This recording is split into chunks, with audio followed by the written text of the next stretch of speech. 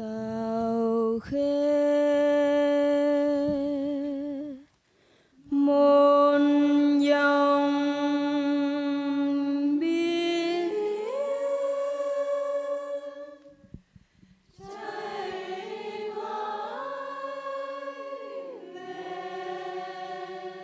phương đông Quan âm bên nước Tịnh Tây Sần dấu phong trần cánh dương rơi cam lộ làn sóng dậy mùa xuân để hồn trong cố hồng làm nắng dịu muôn lòng Nam mô Bồ Tát Cam Lộ Vi Nam mô Bồ Tát Cam Lộ Vi Nam mô Bồ Tát Cam Lộ Vi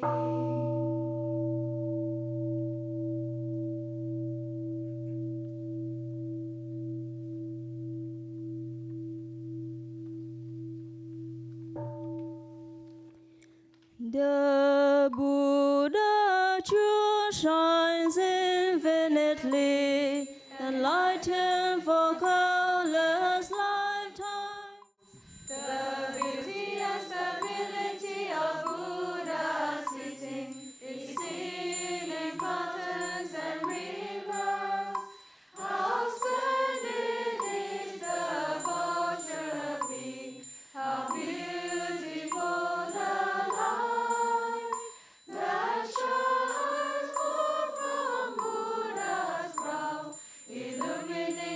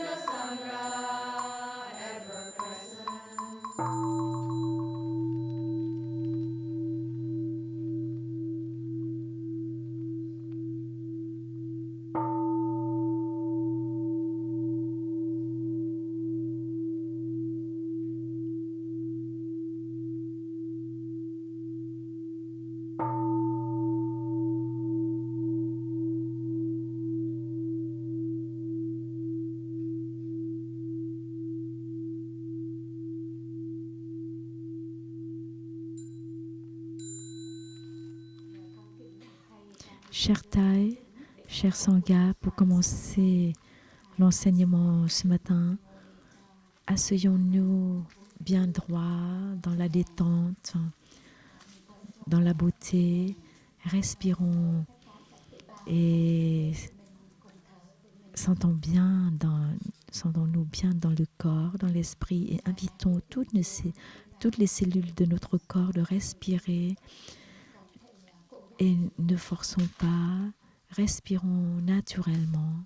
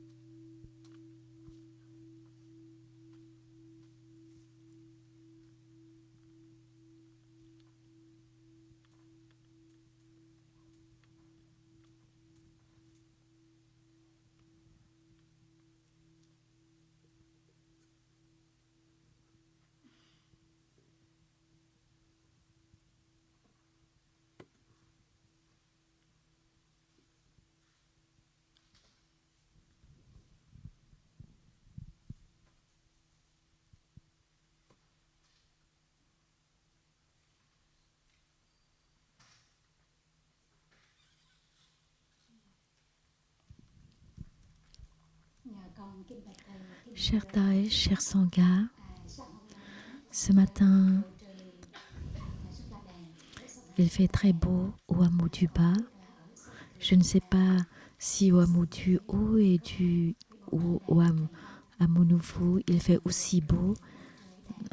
Si on a bien profité du ciel, après le petit déjeuner, soudain j'ai vu tout le monde se rassembler très nombreux au clocher. Je ne savais pas ce qui se passait et j'ai vu le beau ciel très éclairé avec des nuages dorés et beaucoup de nos amis laïcs restaient là pour profiter du beau ciel avec beaucoup de paix et de bonheur et j'ai pu sentir leur paix et leur bonheur rayonnant sur leur visage. Il y en a qui ont pris des photos.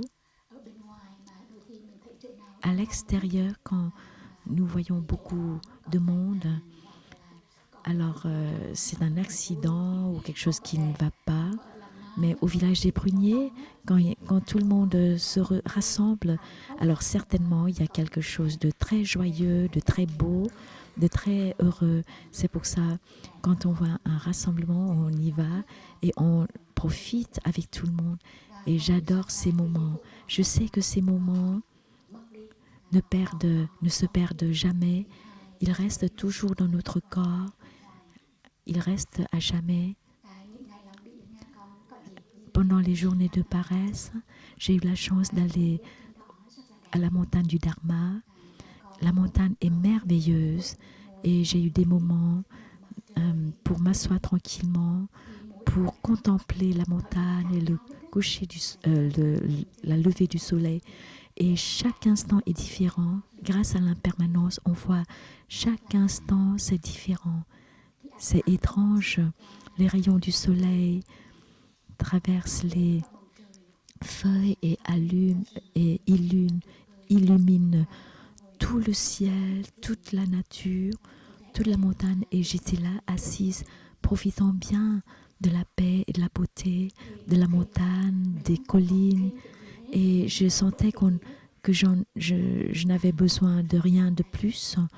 La paix et le bonheur étaient pleins et je comprenais ce que Thaï signifiait. Không thêm, không bớt. Rien de perdu, rien d'ajouter. On n'a pas besoin d'ajouter rien et d'enlever rien pour avoir la paix et le bonheur, parce que la paix et le bonheur viennent de l'intérieur et rayonnent partout.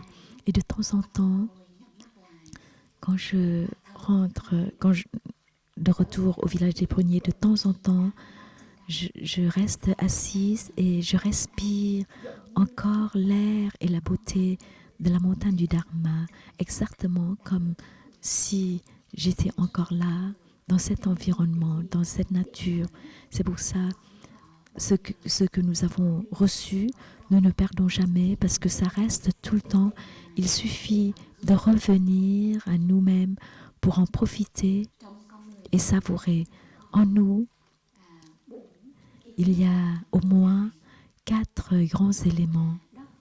La terre, l'eau, le vent et le feu. Ce qui est solide, c'est la terre. Par exemple, la chair, les os, le foie, etc. C'est la terre.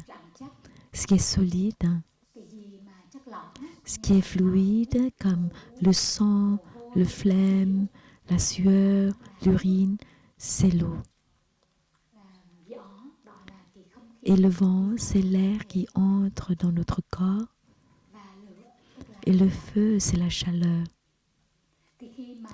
Alors, quand ces 4 éléments fonctionnent en harmonie, nous sommes en bonne santé.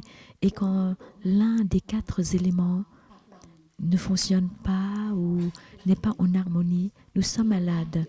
Par exemple, si les 3 autres éléments fonctionnent, travaillent en harmonie, sans le feu, le 4e élément, alors nous mourrons. Nous vivons grâce à la chaleur. Quand il fait froid, nous avons froid, alors nous buvons quelque chose de chaud et nous n'avons plus froid et nous ne sommes plus malades.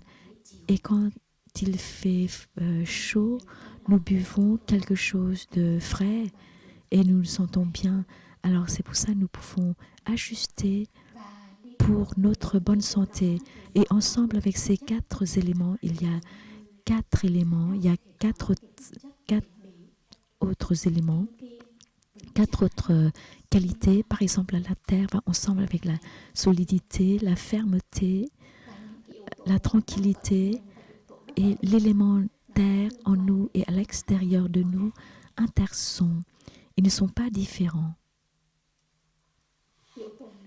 Et l'élément eau, l'eau est fraîche, est fluide, est flexible, est souple. Quand la rivière coule, elle coule à travers des rochers et l'eau cherche à continuer sa voie et l'eau n'a pas peur des rochers qui bloquent sa voie parce que l'eau est souple et le vent est le mouvement. Il faut un mouvement pour que l'eau entre et sort. Et le feu est notre force, notre vitalité, notre esprit d'amour, notre bodhicitta. Il faut faire en sorte d'établir un équilibre entre ces 4 éléments. Et quand il y a l'équilibre, nous sommes en paix, nous sommes heureux. Quand l'un des 4 éléments n'est pas complet, n'est pas plein, nous ne sommes pas en équilibre et nous ne sommes pas en paix et dans le bonheur. Par exemple, nous sommes stables, nous sommes tranquilles, nous avons cette qualité en nous. Nous sommes en mouvement aussi, mais il nous manque le feu, il nous manque l'aspiration, la chaleur, le feu. Alors nous n'avons pas la vitalité. C'est pour ça qu'il faut faire quelque chose pour stimuler cette énergie. Quand il nous semble, quand nous nous sentons toujours pareil, aucun mouvement et ça nous ennuie. C'est pour ça qu'il faut faire quelques mouvements. Il faut un petit peu de changement. Même chez nous, il faut changer la position des meubles pour renouveler. Parce que si les meubles sont toujours comme ça, nous ne sentons pas la nouveauté. C'est pour ça que même les meubles, de temps en temps, nous changeons un petit peu la structure dans notre chambre. Si tout est pareil en nous, l'énergie n'est pas en mouvement. Il y a ça stagne. C'est pour ça qu'il faut changer un petit peu. Il faut chercher à créer des mouvements.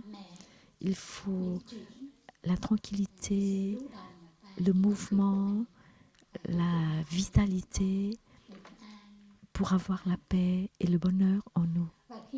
Et quand nous sommes en paix, nous avons la liberté. Une fois, Thaï m'a appris qu'il faut être libre, chérie. Quoi que tu fasses, il faut être libre. J'ai dit oui, Thaï, mais ma pratique était encore faible parce que j'avais peur. J'avais peur que l'autre n'est pas content. J'avais peur que l'autre personne soit triste, soit blessée. J'avais peur de ne pas répondre à tous les besoins de mes amis laïcs qui viennent. Et mes soucis m'enlevaient ma liberté. Et parfois, on croit qu'on apporte la joie, le bonheur aux autres, mais si on n'a pas la liberté, petit à petit, cette joie et ce bonheur ne durent pas. Nous croyons apporter le bonheur aux autres, mais parfois, nous apportons la souffrance aux autres. C'est parce que en nous, il manque la liberté. Et qu'est-ce que c'est la liberté? La liberté signifie je suis moi-même. Je n'ai pas besoin d'être une autre personne. Pour être beau, belle, pour offrir la paix, le bonheur. Nous pouvons apprendre, étudier, pratiquer, nous développer nos qualités pour être nous-mêmes, pour être en paix, pour être en liberté. Et c'est cette paix et cette liberté qui nous apporte le bonheur. Et chaque chose a sa propre valeur. Chaque personne a sa propre valeur. Tout le monde n'est pas pareil. Et chaque personne contribue sa valeur pour compléter, pour se compléter. Alors, cette branche est une branche sèche, mais quand on la met avec les feuilles, les fleurs, elle est belle. Ce n'est pas parce qu'elle est morte qu'elle n'est plus belle. Elle peut être toujours belle et elle peut rendre la vie plus belle. Elle suffit d'être elle-même pour apporter la beauté à la vie. C'est pour ça, revenons à nous-mêmes pour prendre soin de ces 4 éléments en nous. Et en nous, nous avons besoin de ces 4 éléments, de ces 4 sources d'énergie. Alors, c'est pareil pour notre famille. Notre famille a besoin de ces 4 éléments. Par exemple, nous voyons si l'autre personne a trop de vitalité, alors on doit rester plus calme pour rétablir l'équilibre. Si l'autre personne a trop d'énergie, est trop tendue, et nous sommes pareils, alors c'est sûr qu'il y aura un conflit. Et puis si nous voyons les autres membres sont trop calmes, et sont toujours pareils. Alors nous devons changer quelque chose pour stimuler, pour donner quelques stimulations, pour mener toute la famille, pour pousser un peu, et ainsi notre famille a plus de bonheur. Et c'est pareil dans notre compagnie, dans notre communauté. Il faut 4 énergies et nous pouvons regarder notre communauté. Qu'est-ce qui manque? S'il manque quelque chose, nous pouvons contribuer et apporter ce qui manque à notre communauté. Il y a des personnes qui sont très calmes, qui apportent le calme à cette communauté. Il y en a d'autres qui sont très souples ou très joyeux.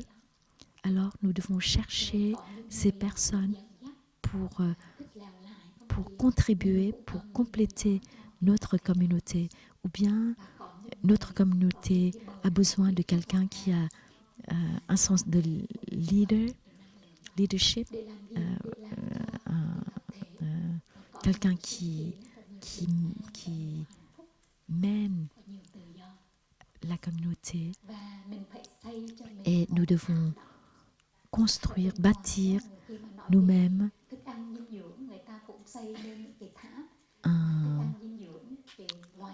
un triangle. Comme pour la nutrition, nous avons comment on dit?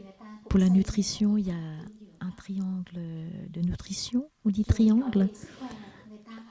Pyramide, merci. Une pyramide de nutrition. Nous aussi, nous devons bâtir une pyramide pour nous-mêmes, dans notre vie quotidienne.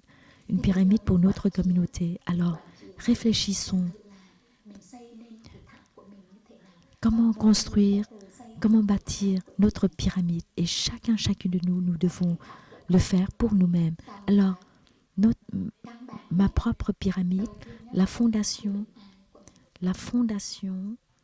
est ma propre paix. Et la deuxième étape, c'est la liberté.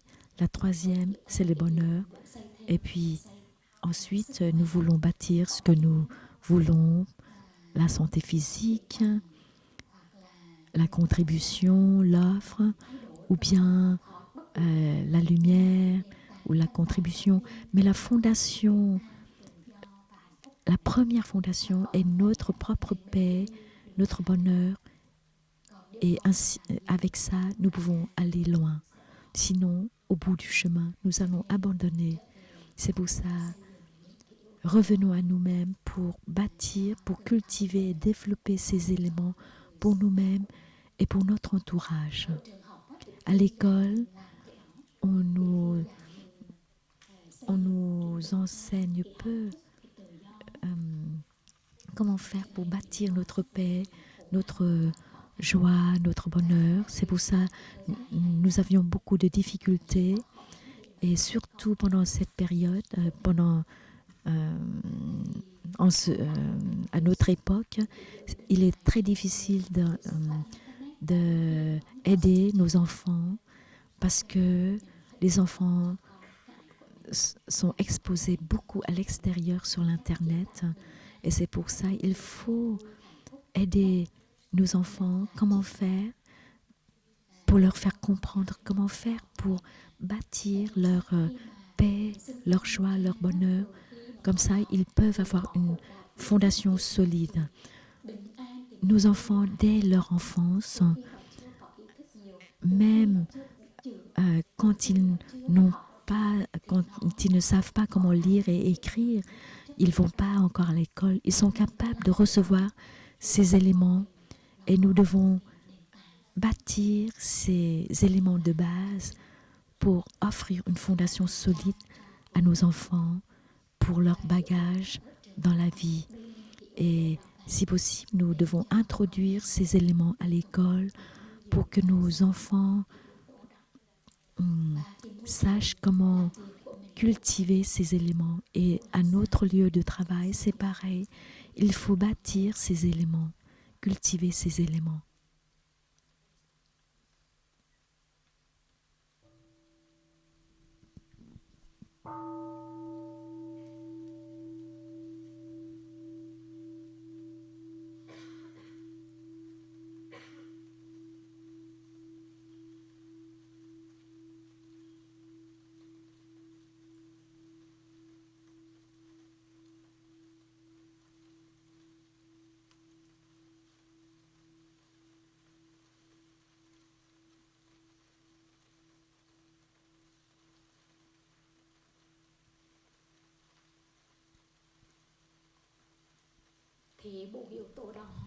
Alors, ces 4 éléments sont les 4 grands éléments dans notre corps. Et à part ces 4 éléments, il y a d'autres éléments parce que parfois on parle de 4 éléments, parfois on parle de 6 éléments. Et le 5e élément est l'espace. Il faut bâtir l'espace en nous-mêmes. Si nous avons l'espace, nous avons la paix, le bonheur. Si nous n'avons pas l'espace, nous n'aurons pas la paix et le bonheur. Imaginons, dans la rue, il y a l'embouteillage. Nous ne pouvons pas nous avancer. Nous sommes bloqués, nous sommes coincés, nous voulons nous avancer et c'est impossible. Et l'embouteillage nous fatigue, nous irrite. Si nous ne savons pas comment pratiquer, nous restons sur place. Et dans notre corps, dans notre esprit, c'est pareil. Si nous n'avons pas assez d'espace, nous restons coincés comme dans un embouteillage. Nous ne pouvons pas avancer. Même si nous avons beaucoup de projets, beaucoup de travail à faire et nous croyons que nous travaillons beaucoup, que nous faisons beaucoup, mais en réalité, nous ne faisons pas grand-chose parce que nous commençons à faire quelque chose et puis nous nous ennuyons et puis nous arrêtons, nous abandonnons et puis nous changeons à d'autres choses et puis nous abandonnons. C'est parce qu'il y a trop de tension en nous. C'est pour ça qu'il faut lâcher prise. Il faut regarder quoi enlever et pas quoi ajouter. Qu'est-ce qu'il faut lâcher? Plus nous lâchons, mieux c'est pour avoir de l'espace. Par exemple, s'il y a trop de meubles en nous, surtout les vieux objets, nous pouvons les lâcher, nous pouvons les offrir ou les mettre à la déchetterie pour aérer chez nous. Et dans notre esprit, c'est pareil. Les formations mentales qui se répètent, alors lâchons-les. Ma mère, de temps en temps, elle répète ses souffrances du passé. Et je lui dis, mais arrête, lâche-les, fais un nouveau départ. Pourquoi y penser? Pourquoi tu y penses pour souffrir? Dans nos cellules savent comment enregistrer les informations, les datas. Et chaque fois que nous répétons nos souffrances, une fois encore, les cellules absorbent, ingèrent ces souffrances. Alors pauvres nous, ces souffrances sont déjà passées et nous voulons les répéter pour les ingérer, pour les introduire dans nos cellules. Et ces souffrances ne sont pas dans le moment présent, mais parce que nous les répétons, et puis nous les renouvelons, et puis nous absorbons ces souffrances. Au lieu de les répéter, alors répétons nos joies, notre paix, notre bonheur du passé pour que nos cellules, notre corps ont encore une chance d'ingérer la paix, la joie, le bonheur. Et ainsi, nous serons plus ouverts, nous serons plus en paix, plus heureux.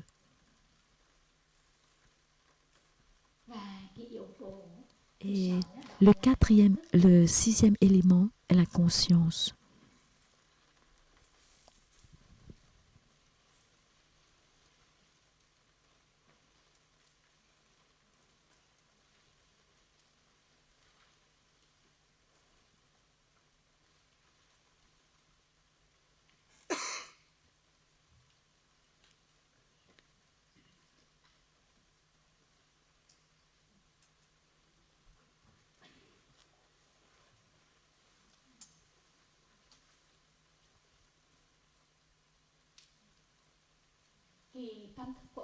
Notre conscience,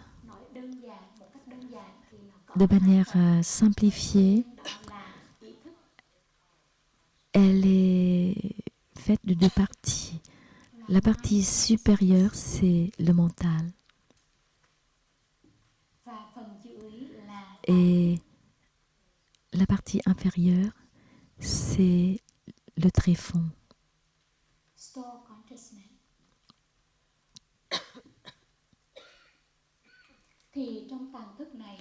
Dans ce tréfonds, il y a toutes les graines, la tristesse, la joie, le bonheur, la colère, la peur, etc. Il y a toutes les graines positives aussi bien que les graines négatives sont enterrées dans cette conscience du tréfonds. Et ce que nous recevons comme, par exemple, nous regardons ces fleurs, nous recevons par nos yeux. Et quand nous regardons, alors en même temps, nous touchons ces graines dans le tréfonds. Cette graine se manifeste dans notre mental. Et quand nous sommes en contact avec ce qui est beau, ce qui est nourrissant, alors ce qui se manifeste dans notre mental est positif et nourrissant. Et ce que nous entendons, c'est pareil. Ça touche les graines dans le tréfonds et ça se manifeste dans notre mental. Si nous entendons les nouvelles tristes, alors la tristesse se manifeste dans le mental, ou bien la peur, l'angoisse se manifeste dans le mental. Et ce que nous sentons par le nez, ça touche aussi une graine dans le tréfonds. Ce que nous goûtons par la langue, ça touche aussi une graine. Et ce que nous sommes en contact par le corps, par notre corps, ça touche aussi une graine. Et ce tréfonds ne fait pas la distinction entre ce qui est positif et ce qui est négatif. Ce qui est touché se manifeste dans le mental. Si ça touche la colère se manifeste. Si ça touche l'amour se manifeste. Et non seulement des formations mentales comme la joie, l'amour, le bonheur, la jalousie, mais aussi la rivière, le ciel, les étoiles, ça reste, tout reste dans notre tréfonds. C'est pour ça, quand nous contemplons une montagne à travers notre mental, la conscience du tréfonds garde l'image de la montagne, du ciel, et quand nous fermons les yeux, même si la montagne n'est pas en face de nous, mais nous pouvons inviter cette image et la montagne se manifeste comme si on était en contact avec une montagne à l'extérieur. Ce n'est pas différent. Aujourd'hui, si vous avez la chance de contempler la levée du soleil ce matin au hameau du bas, alors si vous vous asseyez et vous fermez les yeux et vous invitez cette image de se remanifester dans votre mental, alors ça va se passer exactement comme ce qui s'est passé ce matin et rien n'est perdu. Et justement, à cause de ça, il faut être très prudent, il faut faire attention. Si nous introduisons de beaux éléments dans notre tréfonds, alors la beauté va se manifester. Et c'est pareil. Par hasard, sans intention, nous avons touché les graines de la souffrance, de la douleur, du désespoir, alors il faut inviter la graine de la pleine conscience pour qu'elle embrasse les graines de la souffrance. Pourquoi? Parce que si nous ne prenons pas soin des formations mentales de la souffrance,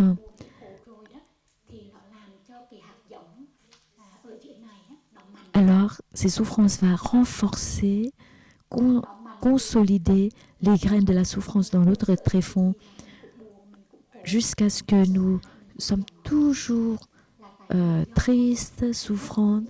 C'est parce que dès que nous faisons quelque chose, dès que nous voyons quelque chose, dès que nous disons quelque chose, ça touche ces graines de souffrance qui sont tellement fortes et solides. C'est pour ça qu'il faut inviter constamment la graine de la pleine conscience pour embrasser notre souffrance, pour ne pas fortifier la graine de la souffrance. Mais au contraire, nous sommes en train de fortifier la graine de la pleine conscience. Parce que nous l'invitons sans cesse. Si nous sommes constamment, si nous revenons à nous-mêmes constamment, si nous revenons à notre beauté constamment, alors cette beauté va se manifester constamment. Revenons à notre paix intérieure pour qu'elle se manifeste constamment. Revenons sans cesse à notre joie, à notre bonheur intérieur et ça se manifestait sans cesse parce que le tréfonds a la capacité de préserver, de garder et le tréfonds peut gérer ses graines. Et le mental ne travaille pas 24 heures sur 24, mais le tréfonds travaille 24 heures sur 24. Même pendant le sommeil, le mental ne travaille pas, mais le sommeil travaille.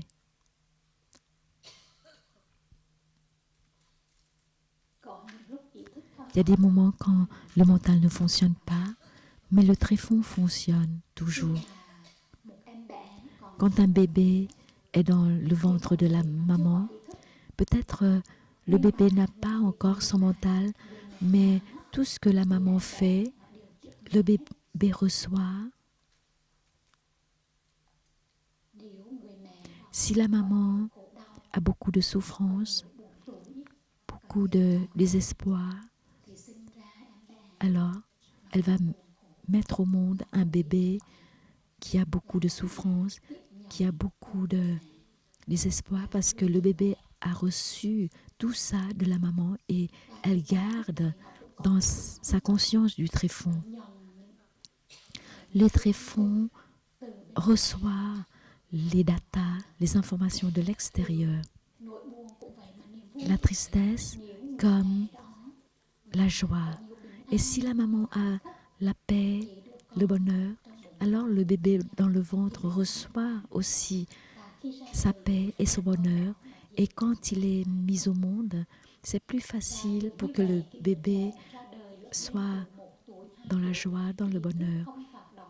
Et en tant que bébé, le mental du bébé ne fonctionne pas encore, mais son tréfonds fonctionne très bien.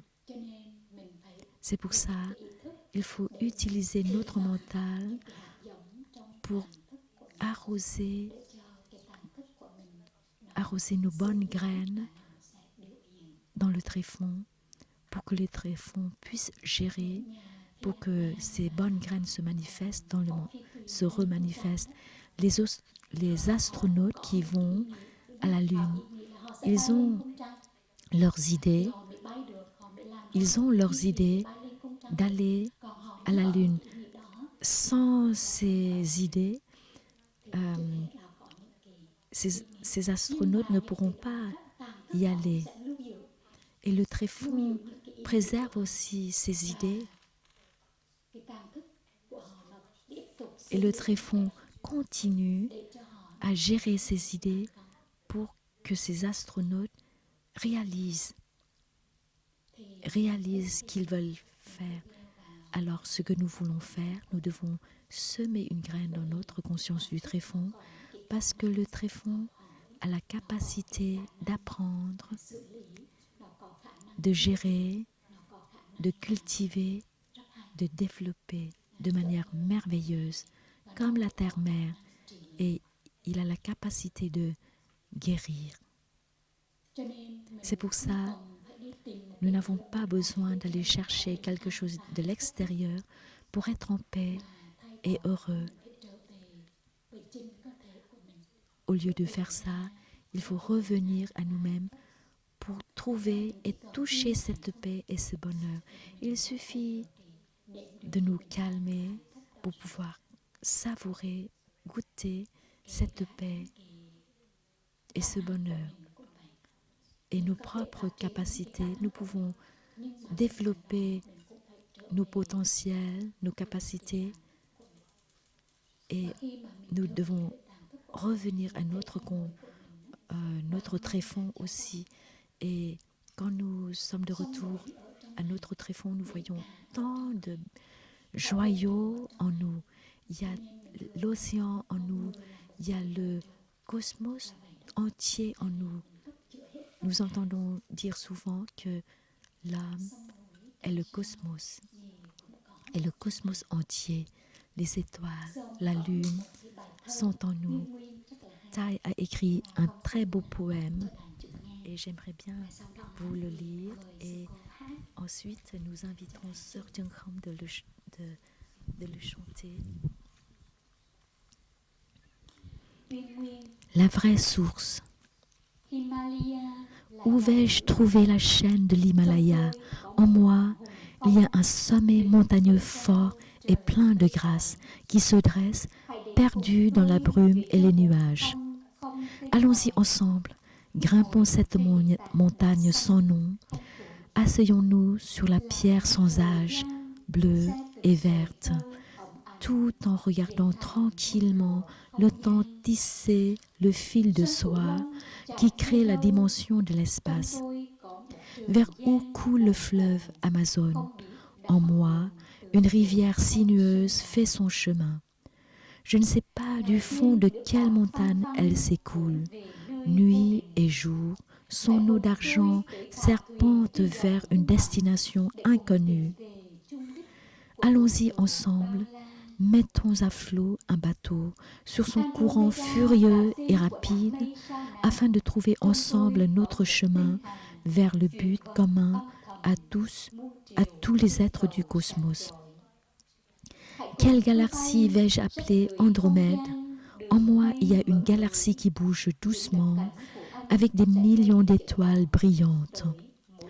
Envolons-nous ensemble, déchirant le voile de l'espace, ouvrant le chemin vers les nuages. Le bruit de nos ailes battantes atteindra même l'étoile la plus distante. Quelles espèces vais-je appeler Homo sapiens? En moi, il y a un petit garçon.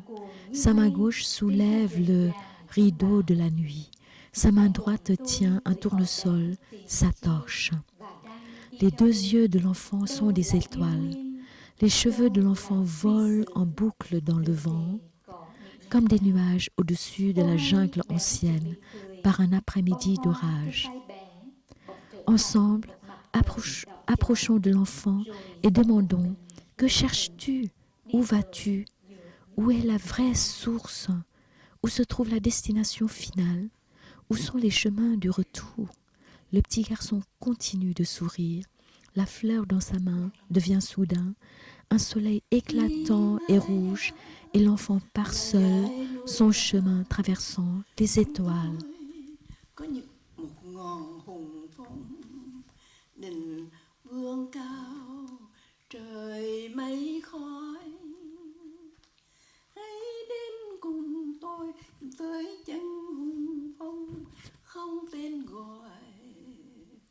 Ngồi trên những tảng đá xanh không tuổi, lặng nhìn thời gian xe từng sợi tơ óng ánh, dệt thành bước lụa không gian.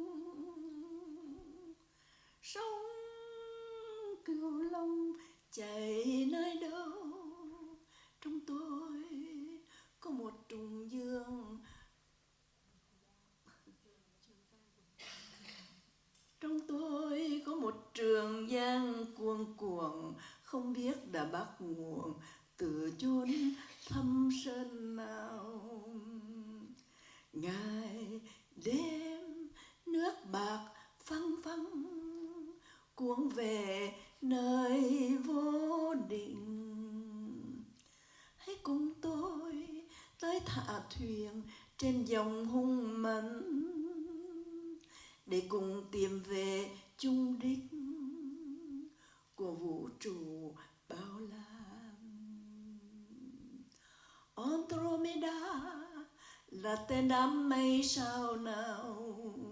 Trong tôi có một tinh hà chuyển vầng âm thầm muôn triệu tinh cầu sáng chói. Hãy cùng tôi bay rách lưới không gian, đường mây mở lối. Tiếng đập cánh của anh sẽ vây gây chấn động tới mỗi vì sao sam. Homo sapiens là tên giống sinh vật nào. Trong tôi có một cô bé, tay trái vén màn lên, tay phải cầm một bông hoa mặt trời làm đuốc. Hai mắt bé là hai vì sao, mắt bé bay, tóc bé bay, cuồn cuộn như mây trên khu rừng già giông bão. Hãy cùng tôi tới hỏi bé tìm gì và đang đi đâu. Đâu là uyên nguyên, đâu là quy xứ, và đường về có những ngả nào. Ô hay bé chỉ mỉm cười, bông hoa trên tay bé bỗng trở thành một mặt trời đỏ chói. Rồi bé một mình lững thững đi tới giữa những vì sao. The practice is to be like the mountain Himalaya is the highest. Et la pratique est d'être comme une montagne ou une rivière ou un rocher énorme. Himalaya là dãy núi nào trong tôi ngọc môn hùng phong, đỉnh vương cao trời mây khói. Hãy tới cùng tôi dưới chân hùng phong không tên gọi, ngồi trên những tảng đá xanh không tuổi, lặng nhìn thời gian xe từng sợi tơ óng ánh dệt thành bức lụa không gian. Sông Kiều Long trời nơi đâu. Trong tôi có một trường giang cuồn cuộn, không biết là bắt nguồn từ chốn thâm sơn nào. Ngày đêm nước bạc phăng phăng cuốn về nơi vô định. Hãy cùng tôi tới thả thuyền trên dòng hung mãnh, để cùng tìm về chung đích của vũ trụ bao la. Andromeda là tên đám mây sao nào. Trong tôi có một tinh hà chuyển vầng âm thầm muôn triệu tinh cầu sáng chói. Hãy cùng tôi bay rách lưới không gian, đường mây mở lối.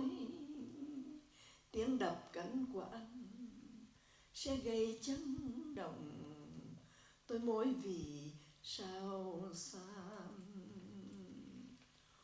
Homo sapiens là tên giống sinh vật nào? Trong tôi có một cô bé, tay trái vén màn đêm, tay phải cầm một bông hoa mặt trời làm đuốc. Hai mắt bé là hai vì sao, tóc bé bay cuồn cuộn như mây trên khu rừng già giông bão. Hãy cùng tôi tới hỏi bé tìm chi và đang đi đâu.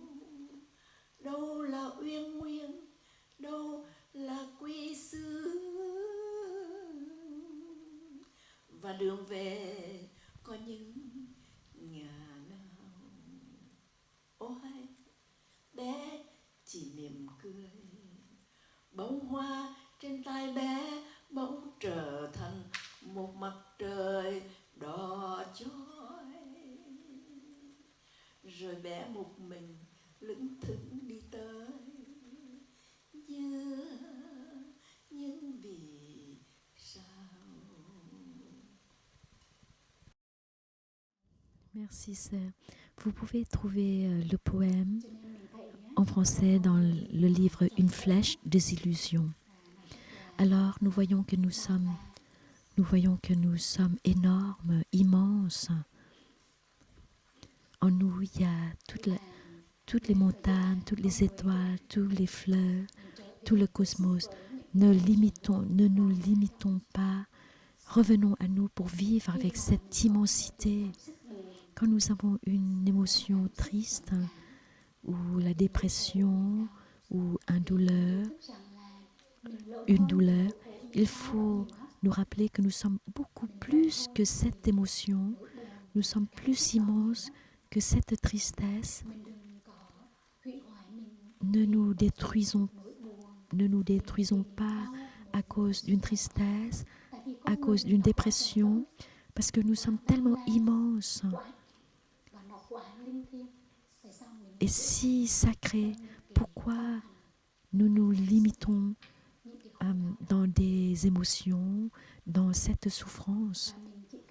Et il suffit de revenir à nous pour prendre soin de ces émotions, de cette souffrance. Nous n'avons pas besoin de nous détruire et rappelons-nous que nous sommes très immenses, nous sommes très grands, nous sommes grandioses.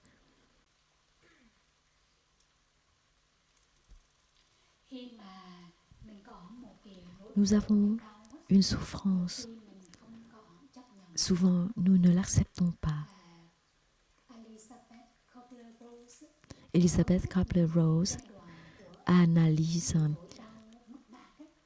les étapes de grief, de douleur, en 5 étapes. De deuil en 5 étapes. Merci. Alors, premièrement,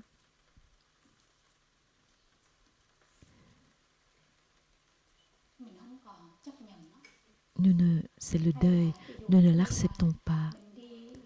Par exemple, nous allons chez le médecin et nous n'admettons pas que nous avons un cancer. Nous n'acceptons pas cette souffrance ou cette colère. Moi, en colère, mais non. Nous refusons. Nous ne l'acceptons pas. Et la deuxième étape, nous sommes en colère.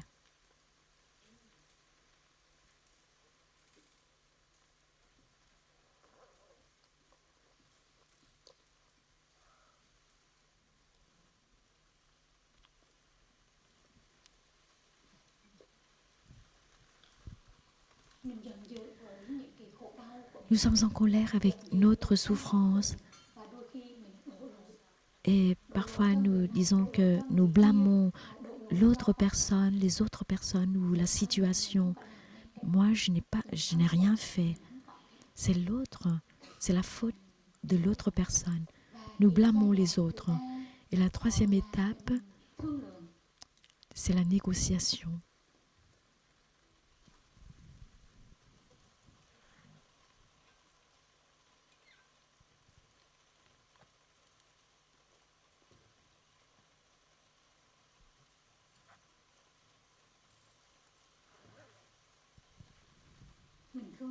Nous négocions.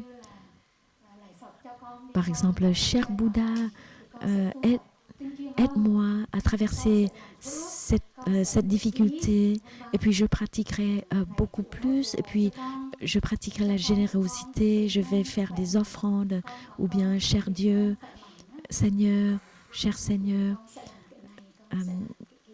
donnez-moi la bonne santé, et puis je ferai ceci, je ferai cela.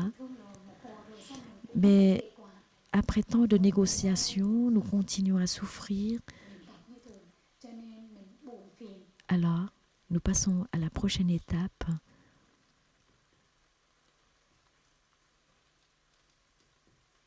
Nous souffrons, ou bien nous avons la dépression.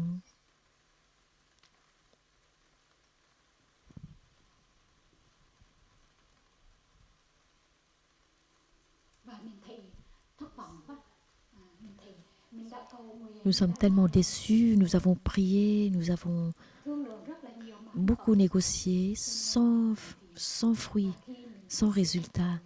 Et nous n'avons plus d'énergie. Et quand nous n'avons plus d'énergie, nous commençons à admettre, à accepter.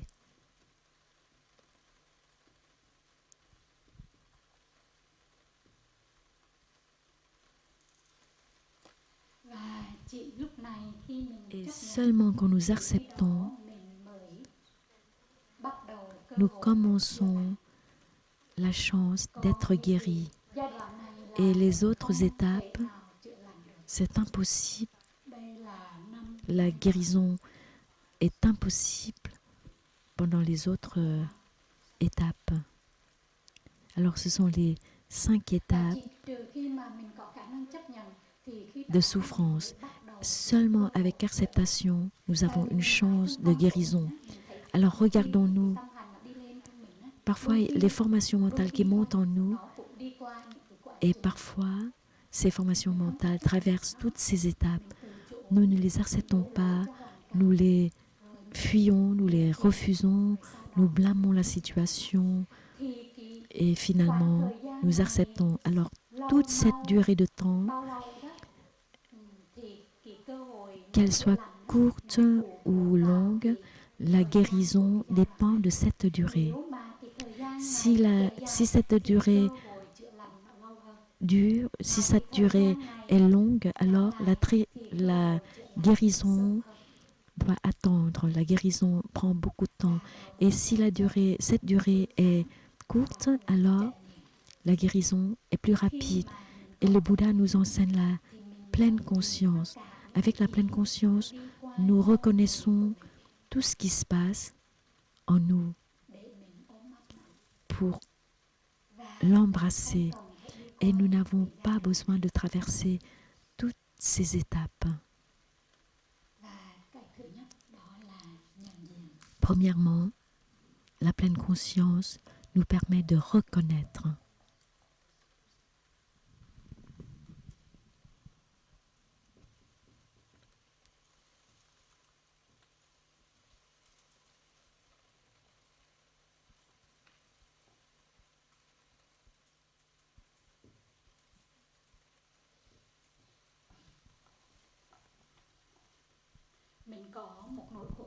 Nous avons une souffrance, reconnaissons-la. Reconnaissons que j'ai la souffrance, que nous avons la souffrance. Il y a une tristesse qui monte et je reconnais qu'il y a une tristesse qui monte. J'ai la formation mentale d'égoïste qui monte. Je reconnais qu'il y a l'égoïsme qui monte. Quand il y a une formation mentale violente qui monte, je la reconnais. Il suffit simplement ça. Nous n'avons pas besoin de faire d'autre chose. Premièrement, reconnaissons avec paix. Et la deuxième étape, c'est embrasser.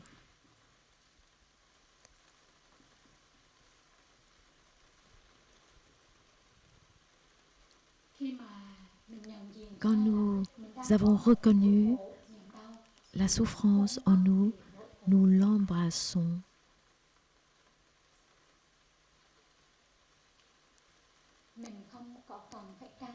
Nous n'avons pas besoin d'intervenir. Il suffit de l'embrasser avec notre énergie de la pleine conscience.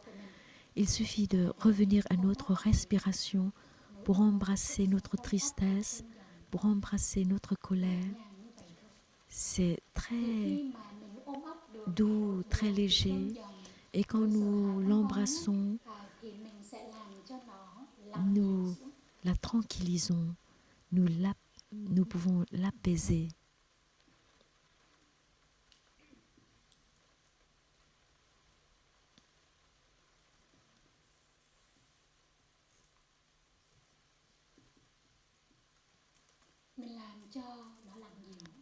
Nous pouvons l'apaiser. Peut-être au début, la souffrance est énorme. Et grâce à la pleine conscience, la souffrance s'apaise. Premièrement, ça se manifeste violemment. Et grâce à la pleine conscience qui l'embrasse, elle s'apaise. C'est pour ça, quand on est en colère, on ne dit rien, on ne fait rien. Quand nous souffrons, nous faisons rien. Nous reconnaissons simplement pour l'apaiser. Parce que quand nous souffrons beaucoup, nous ne sommes pas calmes. Et quand nous ne sommes pas calmes, quoi que nous fassions, ça n'apporte pas beaucoup de résultats. C'est pour ça, premièrement, il faut reconnaître, embrasser, et puis ça s'apaise. Et une fois qu'on s'est calme, qu'on s'est calmé, nous pouvons regarder profondément.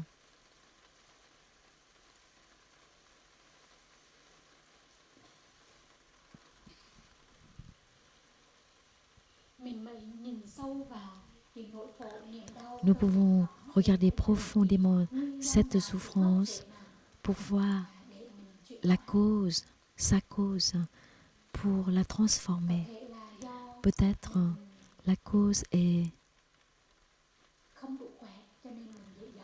le fait qu'on n'est pas en bonne santé. C'est pour ça on est facilement irrité ou furieux, ou bien parce que ce jour-là, on n'a pas fait d'exercice et c'est pour ça son corps n'est pas très bien. C'est pour ça c'est très facile pour moi d'être triste, d'être en colère. Alors, si on regarde profondément, on peut voir sa cause. Parce que si on ne voit pas la cause de notre souffrance, de notre colère, jamais nous pourrons transformer notre colère, notre souffrance.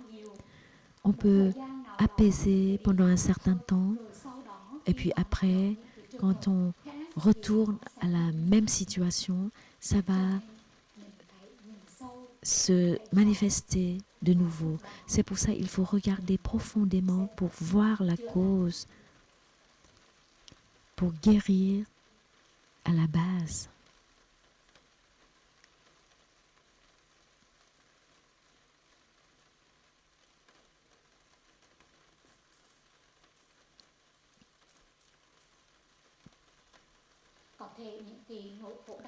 Peut-être notre souffrance est déjà là depuis l'enfance.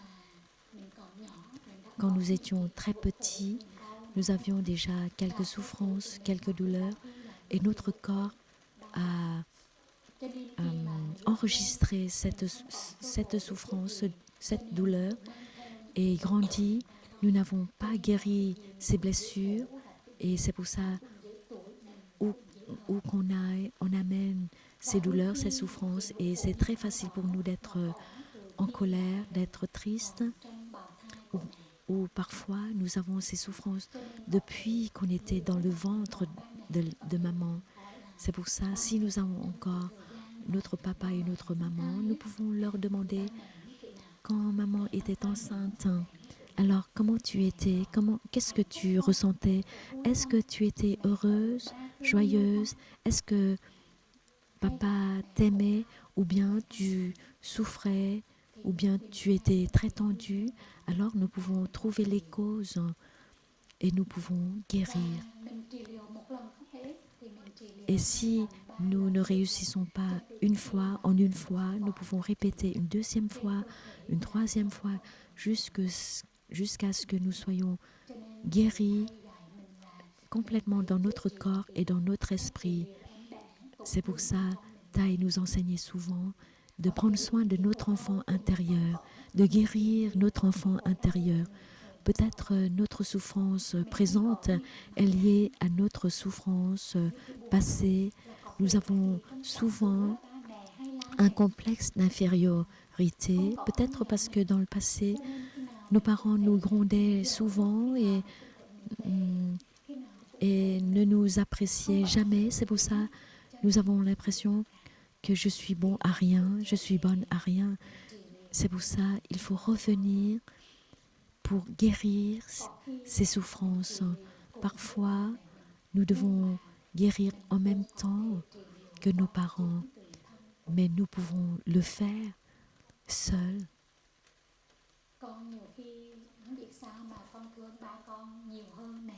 Je ne sais pas pourquoi. Souvent, j'aime mon père plus que ma mère. Je veux pas faire la discrimination, mais la réalité, c'est que quoi que mon père fasse, je l'aime, je l'adore, mais je suis souvent irritée par ma mère, même si dans l'intellect, mon intellect, je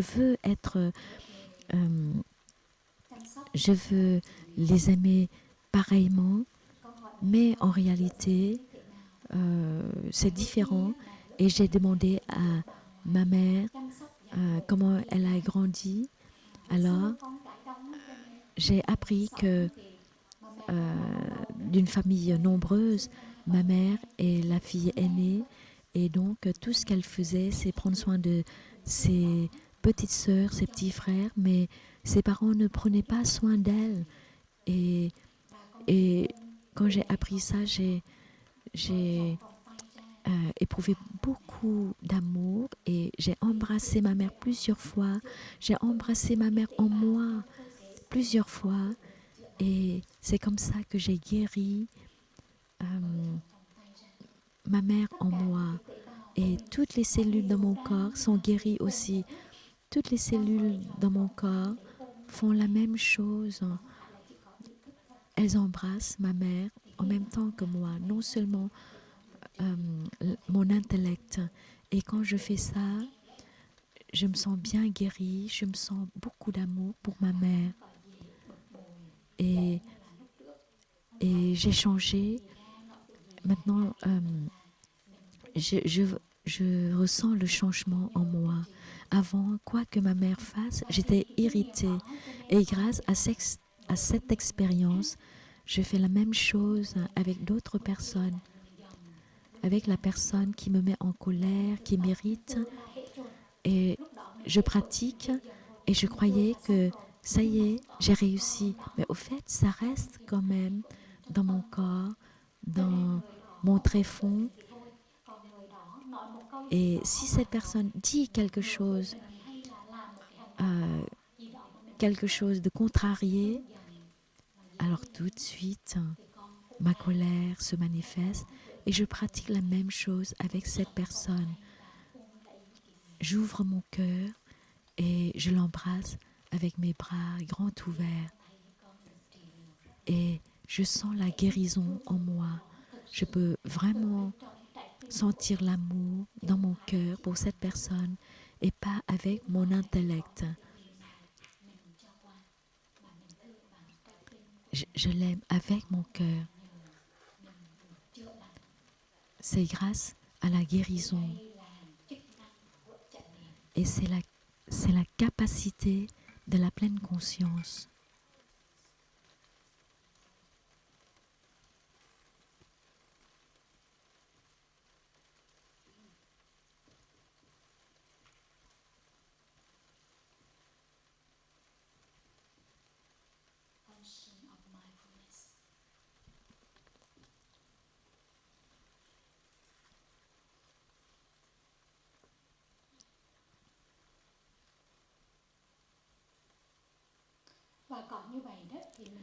Et grâce à ça, nous ne fuyons pas nos difficultés et notre souffrance. Il suffit de revenir et nous guérir, et nous sommes guéris. Et ainsi, nous aurons un haut niveau d'intelligence. IQ.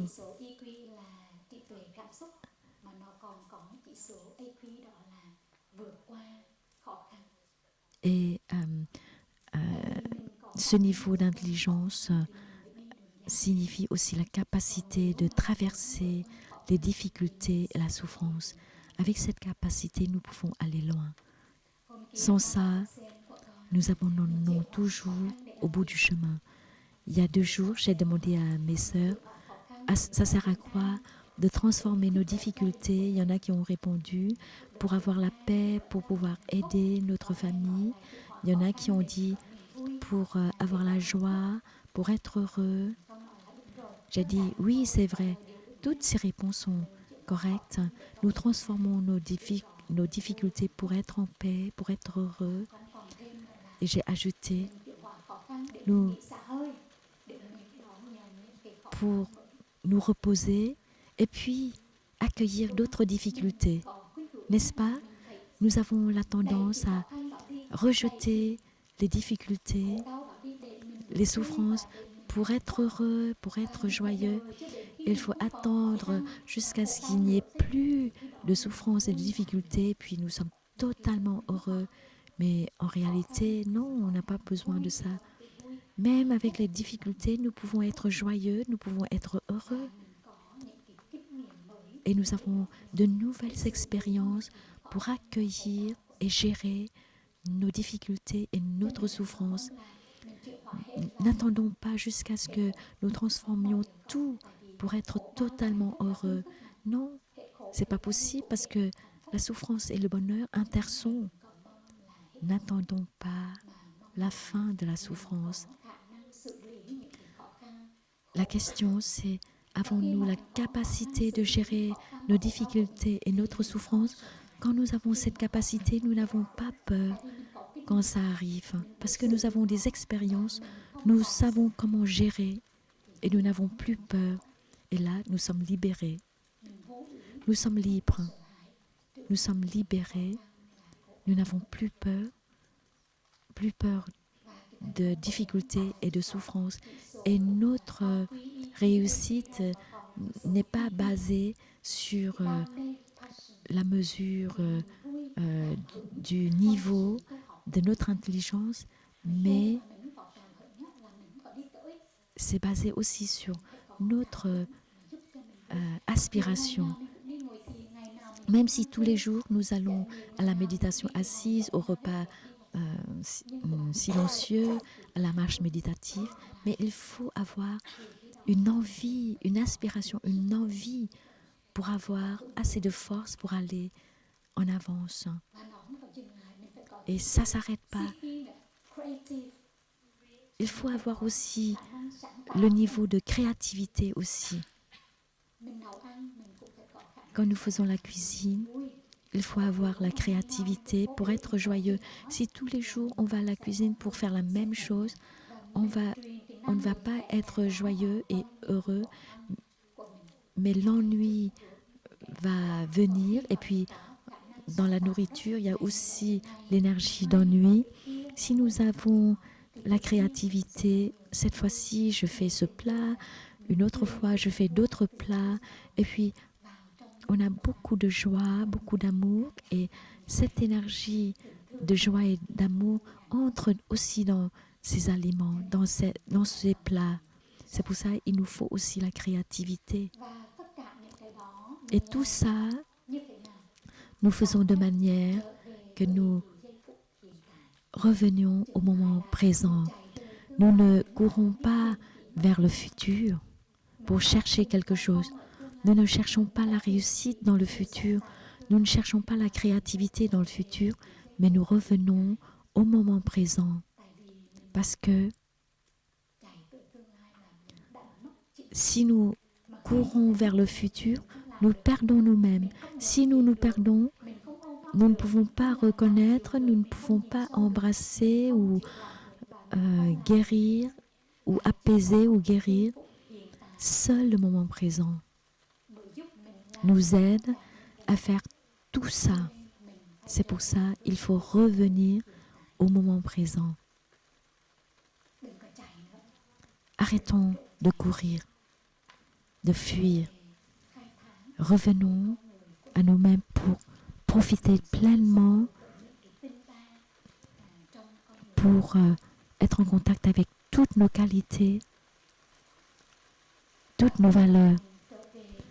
Et quand nous sommes en contact avec le moment présent, en même temps, nous sommes en contact avec le futur, avec l'avenir. Ce n'est pas que nous n'avons pas le droit de faire des projets dans l'avenir. Si, nous avons le droit, mais il faut revenir sans cesse au moment présent. Nous pouvons faire un plan, nous mettons ce plan dans notre conscience du tréfonds et le tréfonds va continuer à gérer, à travailler. Notre mental continue à manger dans le moment présent, à marcher dans le moment présent, à tout faire dans le moment présent. Et quand nous travaillons, quand nous laissons le tréfonds travailler, nous ne sommes pas fatigués parce que ça ne prend pas beaucoup d'énergie. Alors laissons le tréfonds travailler pour nous, gérer pour nous. Ça prend beaucoup d'énergie quand nous travaillons avec le mental, mais pas avec le tréfonds. Alors, ancrés dans le moment présent, nous pouvons être en contact avec le futur et le passé aussi. Nous pouvons être en contact avec nos ancêtres décédés. Ils ne sont pas disparus, ils sont toujours là. Ils sont dans chaque cellule de notre corps. Cette branche morte, elle continue. Elle continue dans le moment présent pour être présent avec tout le monde en ce moment. Et nos ancêtres sont pareils. Thay a fait quelques poèmes que j'aime beaucoup. Je suis arrivée, j'embrasse toute cette planète avec mes deux bras et mes ancêtres sont tous là en même temps. Thay a écrit ces poèmes en calligraphie. Je suis arrivée avec mes deux bras qui embrassent toute la planète Terre et tous mes ancêtres sont là dans le moment présent. Et nous pouvons, c'est pour ça, ancrés dans le moment présent, nous pouvons être en contact avec tous nos ancêtres, aussi bien que tous nos descendants dans le futur.